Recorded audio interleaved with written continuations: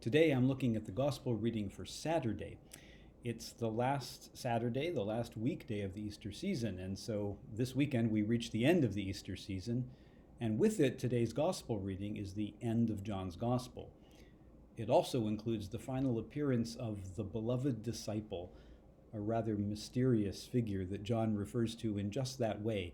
He always calls him the disciple whom Jesus loved. Now, throughout Christian history, people have tried to determine who exactly this disciple was, but of course, nothing makes it possible to do so. What I'll say here today, though, is nothing at all new, but it represents what most think is quite likely that John intended. So, in case you haven't heard this before, I'll share it. The beloved disciple appears explicitly in John's Gospel only 4 times. Some people claim he appears in other passages, but he's not named that way. So the 4 clear times are these. First, as today's reading notes, he's the disciple who reclined against Jesus' chest at the Last Supper and asked who would betray him.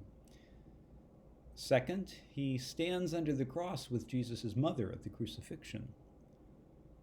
Third, he approaches the tomb on the morning of the resurrection with Peter, but it's the beloved disciple and not Peter who John says saw and believed. And finally, he appears in today's gospel when Jesus says, "What if I want him to remain until I come?"